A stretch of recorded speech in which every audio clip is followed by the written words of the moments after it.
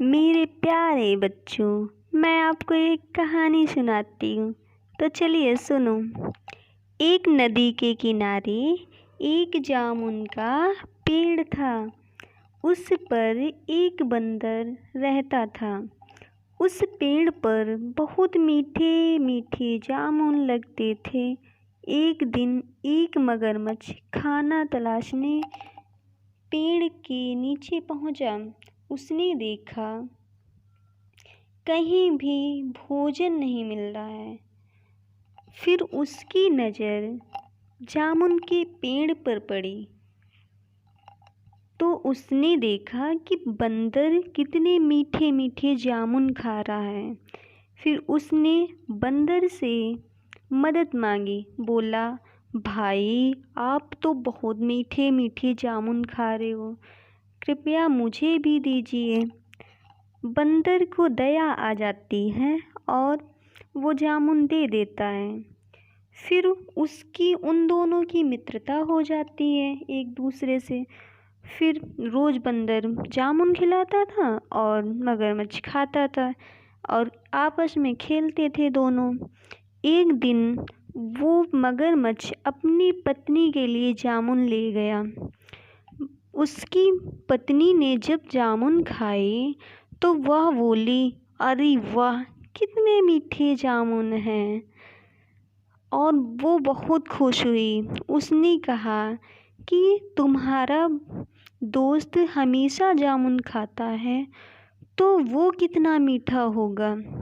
उसने कहा कि मगरमच्छ से कि बंदर को यहाँ ले आयो, मैं उसका कलीजा खाना चाहती हूँ। लेकिन मगरमच्छ दोस्त था इसलिए वह नहीं माना। तो बहुत वो उदास हो गया। फिर मगरमच्छ की पत्नी ने कहा, अगर तुम हमें कलेजा नहीं लाओगे तो मैं मर जाऊंगी। इससे दुखी होकर मगरमच्छ बोला, ठीक है, कोशिश करता हूँ। वो जाता है बंदर के पास और कहता है कि सुनो भाई, तुम्हें मेरी पत्नी ने आज दावत के लिए बुलाया है।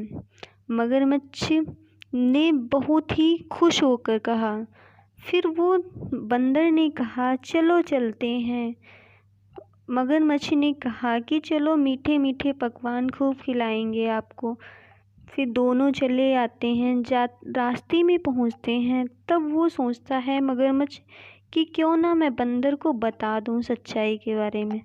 वो बताने लगता है कि मेरी पत्नी ने तुम्हारा कलेजा खाने के लिए बुलाया है। मगरमच्छ बेचारा बुद्धिमान नहीं था और बंदर बुद्धिमान था। उसने बोला कि भाई, तुमने पहले क्यों नहीं बताया, मेरा कलेजा तो पेड़ पे है। तो मगरमच्छ ने कहा, अब क्या करें। बंदर ने कहा, चलो वापस चलते हैं, ले आते हैं।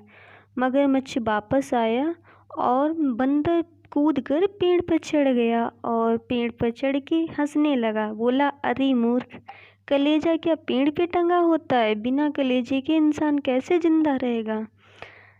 बस हो गई कहानी। इससे क्या शिक्षा मिलती है कि हमें मित्रता के बाद किसी से विश्वासघात नहीं करना चाहिए और हमेशा एक दूसरे से निस्वार्थ भाव से प्रेम करना चाहिए। ओके बच्चों, बाय।